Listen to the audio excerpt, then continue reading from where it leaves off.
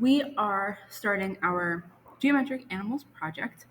I am going to make this a very short video because many of these things I've already showed you in class, in person, and this is really just for you to go back and remind yourself where some of the tools are, and you can watch this as many times as you need to for the steps. So I'm going to go through this relatively quickly. So I already have my photo in, and I've already started tracing some of my shapes. So this is what I have so far. Tracing my cat. I'm going to show you how to continue drawing and how to start filling in with shapes. We need our pen tool. So the pen tool is over on our toolbar on the side. If you do not see your toolbar, go up to Window, go all the way down to the bottom, and make sure Tools is clicked on. You'll see it there. And then we need the top pen tool. So if you click and hold and you see multiple pen tools, we'll use these later, but for now we need the regular pen tool, which is on top. If you would like to work a little bit faster, I would suggest starting to use the keyboard shortcuts. And for this tool, the keyboard shortcut is P. You'll see sometimes that I will switch tools without physically going over to the toolbar. And I'll try and remember to tell you when I am using my keyboard because you can't see it. But for the pen tool, if I switch back to the pen tool on my keyboard, it will be P, the key P. So our first few things to look at up top, please make sure that this drop-down menu says shape and not path. That will impact your drawing later when we go to fill in the shapes. So we need it to say shape, and then we need the fill to be off for now so that it doesn't get in the way of our drawing. And we want our stroke to be black. If it's not black, you can click on the color picker and pull it down to the corner to black. I would suggest keeping it black for now so that we focus more on the shapes than the color. This next option here is the width of your line. So let me make a line so you can see the width change. And as I pull that pointer out and in, you see the width of the line is going to change a lot. So the width depends on the size of your picture. I can't tell you which size to pick, but make sure it's big enough that we can see, and make sure it's small enough that you're not covering any of the details that are important in the image. Okay, so I have mine at 5. Back to the pen, I need to start filling in all of the shapes. I already did the outline. So I'm going to get, before I fill in with random geometric shapes, I'm going to get some of these important contour lines. Oh, and I already made a mistake that I want to tell you guys about. So the last line that I was creating was this part of the eye.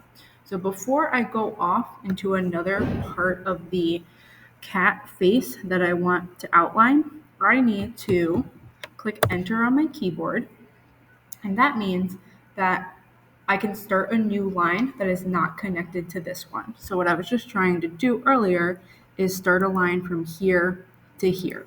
I don't want it to connect to that last shape that I made earlier, so I need to click enter on my keyboard, not after every line, but after every time you want to start a separate line. So if I were to go from here to here, I don't need to click enter on my keyboard. But if I want to go over here and start a separate line, I do need to click enter on my keyboard. If you ever make a mistake like I just did, make a mistake again. If I ever make a mistake and I think that maybe my lines are too close together or they're not in the place that I expected them to be, I would suggest immediately undoing it. It'll be easier to Command Z right after you make that mistake rather than going back to that line later, because remember they are all connected. So it would be just a little bit more of a process to erase that line later. So if you make a line that you don't like, Command Z and try again. I'm going to click enter, and now I'm going to start filling in some random geometric shapes utilizing the corners of where I already have my lines. So I see lots of corners here, see a corner over here. I'm going to connect. I can cross my line, so that'll work, but I can't go back to the line. It won't connect unless I click enter and I restart. Now you're already seeing that when I zoom in, my line is a little wonky here, and I'm going to take the photo off so you can see it easier. So this line created a point that I didn't really expect to. So I would probably go back and edit that point because it's going right through the eye. And then again over here, this line, just because it was such a sharp turn, created a point that I did not like. So what I could do is I could erase it later, but I think I'm going to go back and rethink that point now so that I don't have to worry about it later. So that's up to you though. So I am adding all my shapes. I can even turn the visibility on the photo off for this part so I can add my shapes a lot faster. I'm going to go from corner to corner. Oops, did it again. There we go. I'm going to go from corner to corner and making sure that there's no sharp angles. And I'm also making sure that I connect to the lines that I already have there. So I'm going to get rid of that sharp angle by starting a new line. Good. Connecting the corners. And I'm really making sure that those are connected. There's no space on those corners, even if I go back. And that'll be important later. So I'm going to add just a few more shapes here, and I'll show you how to fill them in. I'll go over here. I'll go over here. Click enter. We'll go from here across to make some of these shapes a little smaller. I want a variety of small shapes and a variety of bigger shapes. Not all of these are triangles. Some of them end up being triangles, some of them don't. Okay, so now I have a good start to my variety of shapes just in that corner of the face here. So now I'm going to fill these shapes in. Let me close my navigator for now so you can see my layers. The layers are really tricky in this project. I'm going to explain to you how to take all of these layers that I just created and put them into one layer. And not only is that easier to manage all of these layers, but it is very necessary for the next step. So I am taking off the visibility. I already took the visibility off of my photo. And I'm also taking it off on the white background. And I'm clicking on just one random layer that I want to merge. I go up to layer. Merge is all the way at the bottom. I know that. And I click merge visible. Now all of the layers are in one. It doesn't matter what it's named, but if you want to rename it, you can by double clicking. Name it colored. That's going to be the colored version, whatever you'd like. And it will be way easier to fill in with the paint bucket tool. So I'm going to show you actually what would happen if I do not merge the layers so we understand why that step is necessary. So I'm getting the paint bucket tool. If you don't see the paint bucket tool on your screen, it's because the gradient tool usually pops up above the paint bucket by default. I'm not sure why that is because I feel like we usually use the paint bucket more often, but you'll just click and hold the gradient and find the paint bucket tool option there. You can change your color. Get my color window so I can grab a color. And I'm going to try and fill one of these shapes. See how it fills the entire page. I'll actually grab a brighter color that's not a natural color for now so that you can see it more clearly. Any shape that I try to fill, it fills the entire page. That's because I'm on my background layer, but even if I do it on a shape, it'll fill the entire page or it'll just not work. So we need to figure out how to create each individual shape a different color. So that's why we merge our layers. So I'll go back, I'll show you that again. Take the visibility off on the background and the picture. Go up to layer and merge visible. Now I can click on a shape and it fills in that shape. All of these shapes are separate.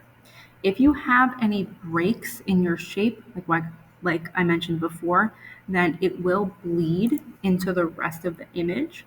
So make sure that everything is an enclosed shape. It's easier to check that as you draw rather than going back at the end. Just make sure everything is a closed shape as you draw. And then you can continue drawing. You don't have to stop there. We can continue, go back and add some more details and shapes here. I'm going to keep going from corner to corner. Maybe I'll go from the halfway through this shape to this corner over here. So I'm making lots and lots of different geometric lines. I'm going to go to this corner to split these shapes so that they're a little bit smaller because I feel like they're kind of big. Okay, now I have to merge again because I made more shapes. So I'm going to do that again. Take off the visibility on the photo and the background layer. Click on one of these layers, doesn't matter which one. Layer, merge, and you're good. Now I can go back to the paint bucket and I can fill it. For the version of this project that we're going to do with the realistic colors, please use the eyedropper. The eyedropper tool is going to help you select one of the many colors in my cat's fur that I can use to fill. So what I'm doing here is I'm using my keyboard a lot now. I'm going to use the I for eyedropper, grab a color, and then click G on my keyboard for the gradient tool to fill it. I can do that for every single shape. I, G, I, G. And I can do this very quickly. I can choose whichever color I'd like and fill it. Choose the color and fill it. Choose the color and fill it very quickly.